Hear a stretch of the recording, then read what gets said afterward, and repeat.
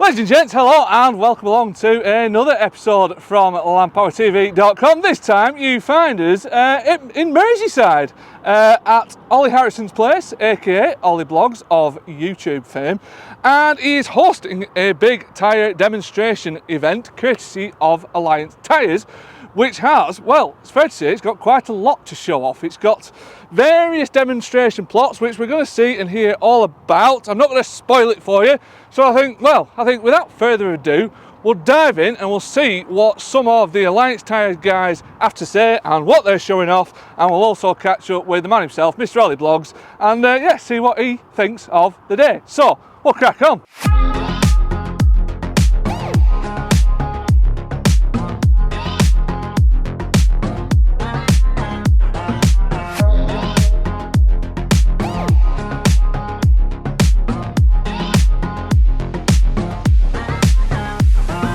The Alliance Tyre Day. It's the driest day of the year so far, which is a bit of a surprise. When we were planning it a few months ago, we were like, we don't want it when people are busy, so we can't do it in September. We maybe do it in November, but then it'd be too wet, so we've ended up with the end of October. Everyone's just arriving now, they're all having something to eat, they're all getting the blood pressure checked as well, because tyre pressure is important, but so is your blood pressure, so the field nurses are here doing that. We've got a hole over there that we've dug, and we made a sand sandwich, so we put layers of sand, we've driven over it with different tyre pressures to show the difference in the distortion in the soil. What was really interesting to see that with a low pressure on a VF tyre, we only sunk in about that much, whereas on a high pressure and a different normal standard radial, it was out of our cultivation depths, we'd done damage. We've done some footprint testing, which was really interesting, climbing under a tractor, throwing sand at the tyres, something I'd never thought I'd be doing one day. We've done a traction test behind you. That's however many rotations of the tyre, then we changed the tyre pressure. We got some interesting results with that, and also found out that on a tram line we got 30% more slip. And something I hadn't realised as well, they were explaining the tread shape, and they've designed it so as the tyre wears, the shape will start to twist, which then keeps the same traction even though you've lost. Like, you can have it really aggressive and high, but then it doesn't self-clean. But as it wears, they change profile, and that's something I'd never noticed. I'd seen it but never realised why. I just thought it was just to look good. These tractors now, they can burn that much fuel an hour that if you've not got the tyres set right, you can cost more than the man's costing you just in wasted fuel. So it's important to get the tyre pressures right, and I think it's about educating the operators more than anything. You know, if you're out there burning fuel, you want to make sure that you're only using the bare minimum. So the 2728s have both got central tyre inflation, and that's phenomenal really, especially when you start seeing the difference that tyre pressure can make. And you know, if someone's actually using it properly in the cab and it's dead easy, you just tell them you're in the field, then it can be saving their wages, if you get me, by having the right tyre pressure. Whereas people are just pulling a field and just set off the same tyre pressure they've been down the road on, and they're just wasting fuel and shortening the life of the tyre as well. But yeah, there's a barbecue in a bit, so it should be good, and there's plenty of people here already. So considering it's 10 o'clock, and as soon as everyone's cleared off, we're going to drill this field with barley.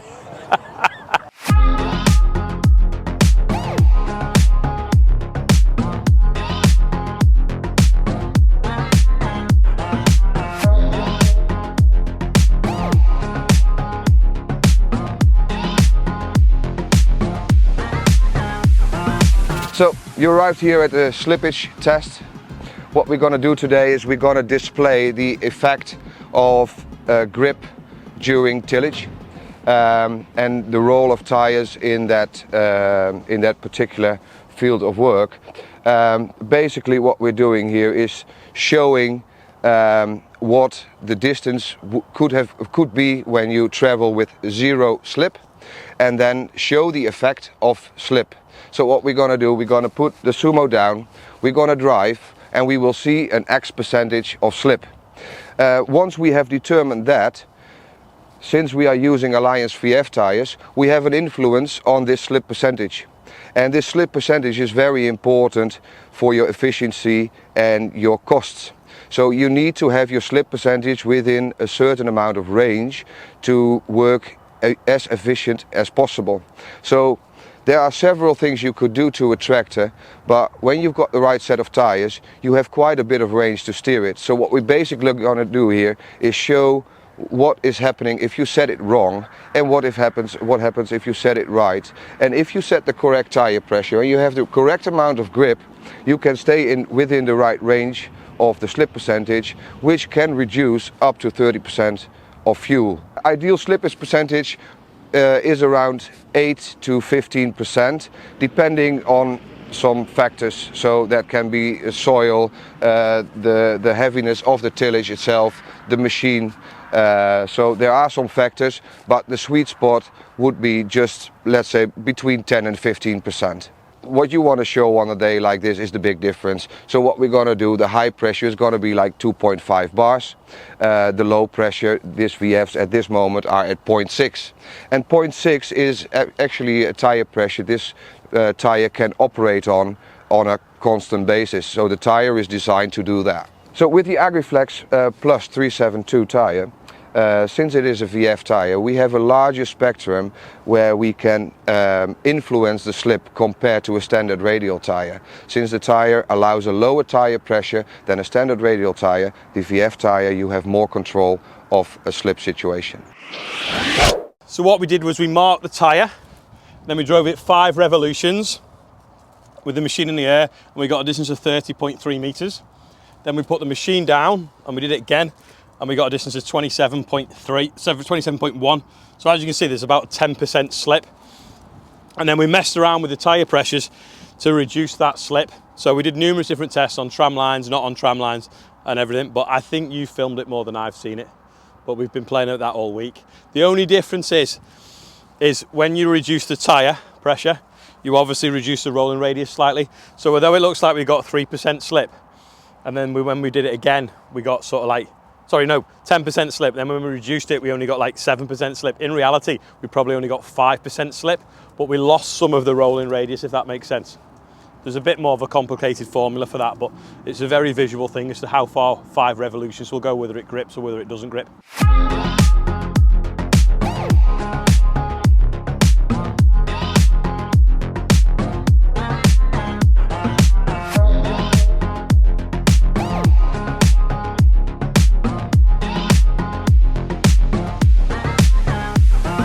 Now we are in the station in which we will compare the compaction of the soil that occurs when we run on a field with AgriStar 2 standard tire or AgriFlex Plus VF tires.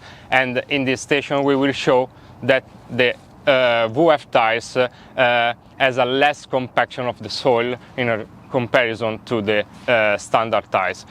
In fact, we can see the layers for VF tires that are less compacted than the standard layers, and we can also see the number of the layers that are affected by the compaction. For the standard tires there are 3 or 4 layers, instead for the VF only 2 layers. And this is important because if we consider the structure of our soil, we can see that for the VF tires we will act only on the layers in which the customer can plow or tilling. And instead for the standard tires the compaction goes deeper into the ground and reach some area that is not touched by the ploughing. So the compaction for the AgriStar 2 will remain for all the year if we don't apply a deeper plough. The pressure is we use the pressure, the low pressure for the VF tires, so 0.8 bar, and the high pressure for the standard tires, so 2.5 bar. So we made a sand sandwich 2 days ago with different layers of different colours of sand, then drove over it, so it's like a compaction test. So the first thing you can see in the very top is how much the tractor's sunk in on the VF tyre with the low pressure compared to how much it's sunk in on a radial, standard radial. So obviously it's sunk in a lot less. And when you look here, it's distorted the top layer of sand and a tiny bit of the second layer. Whereas when we go to this side, it's distorted 3 layers. So it's the compaction's gone in an extra 4 inch, which is out of the depth that we can till really. I like stuff that's visual, and I think it really shows the damage you do when you drive across the field. It's not just that rut or, you know, this impression, it's underneath where you can't see, which is the root zone.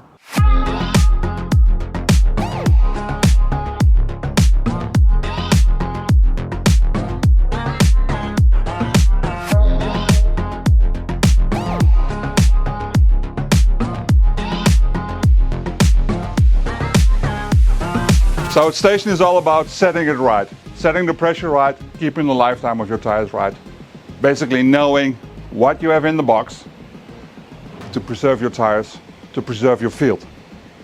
Correct pressure, correct working conditions. So basically we are standing here beside the VF, Agriflex 389, working with a 30% lower pressure compared to the standard flotation tire.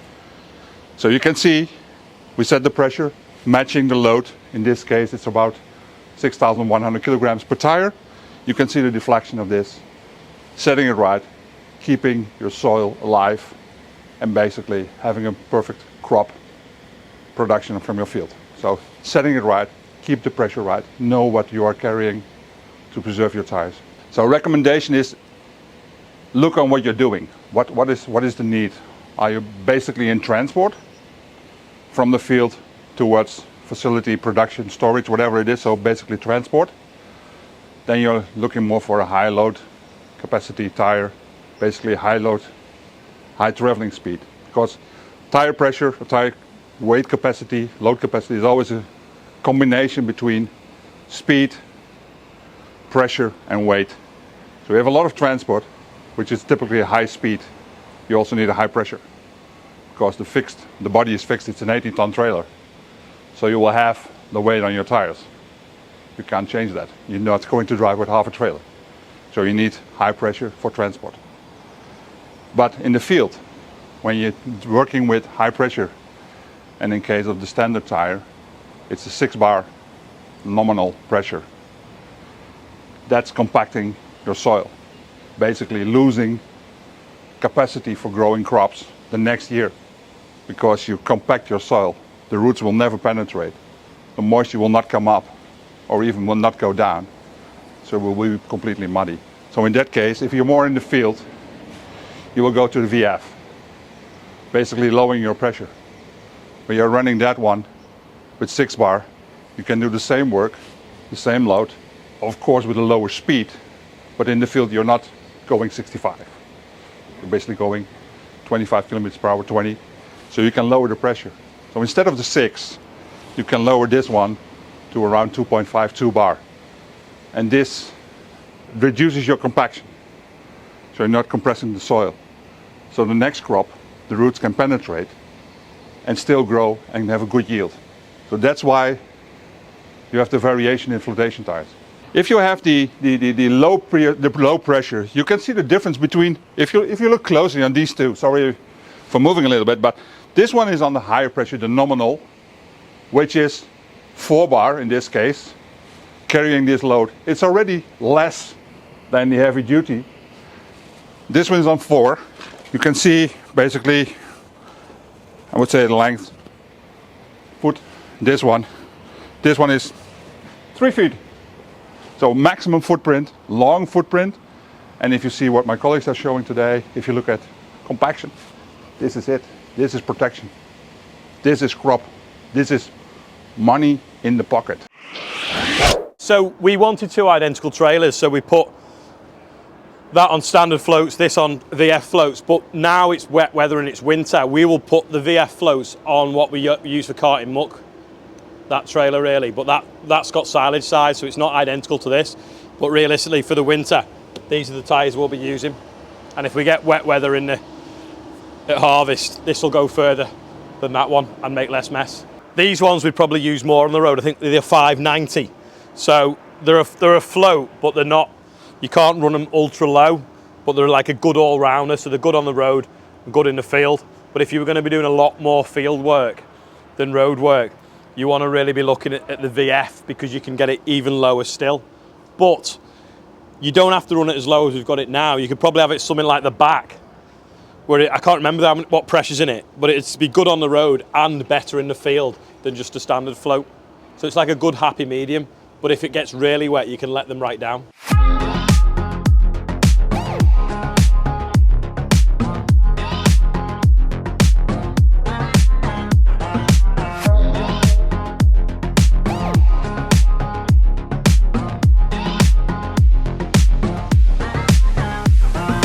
Hello, I'm Andrea Dragucci, field service engineer, and today we are going to show the difference between a VF tire in comparison to standard tires. The AgriFlex Plus VF could be used with a lower pressure than a standard tires AgriStar 2, and we are going to show how the footprint change with a low pressure in comparison to the high pressure. We print on the ground 4 different footprints, one with AgriStar 2 high pressure and low pressure, and one with VF tire high pressure and low pressure. And we can show how the VF low pressure is larger than all other footprints. A large footprint has several aspects. For example, soil compaction, fuel consumption, traction, pressure on the ground, and time of work of the machine. We use for the standard tires 2.5 bar for high pressure, 1.2 bars for the low pressure, and for the VF we start from 2.5 bars for the high pressure and 0.8 for the low pressure. These are pressure that are real, in the real life we can use that on the ground, not only a test. The customer could be set this pressure on their machine. It's not only a test. So also if you think that 0.8 is a very low pressure, the VF tires are made for this purpose. Use a very low pressure on the soil.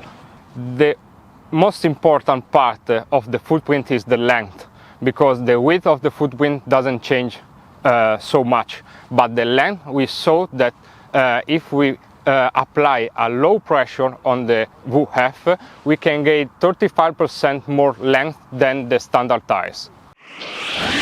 Yeah, so this was dead easy to do. We basically parked the tractor. That was a standard radial on like an average high pressure tyre. We threw sand at it so that it only sort of showed the outline of the footprint. So if you look now, we've got about a 2 foot footprint, 710 wide.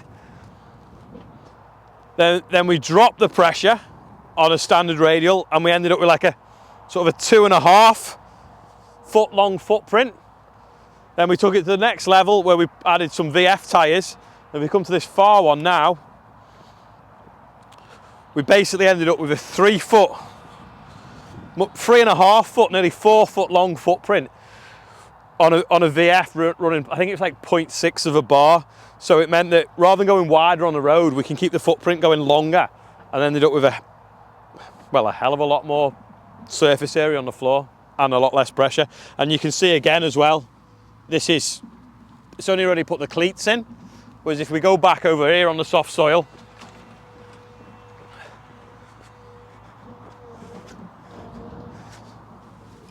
you know, we've kind of got 4 or 5 inch and then the cleats.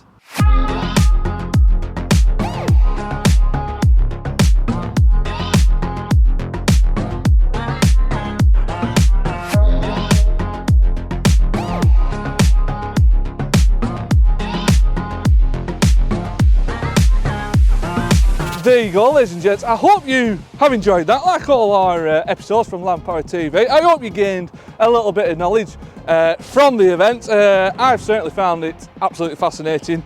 I don't care what anyone says about tyres, I quite like them.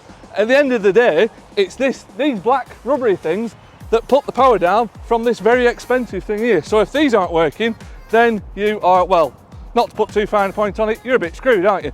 So, like I said, it's been an absolutely cracking day. Thank you very much to Alliance Tyres for inviting us along and seeing what's what and seeing what they have to show. And thanks to Mr. Ollie Blogs for having us here at his venue, at his farm over here in Merseyside. So there we go, ladies and gents. As ever, for loads more reviews and customer reviews, go check out that there, LandPowerTV.com.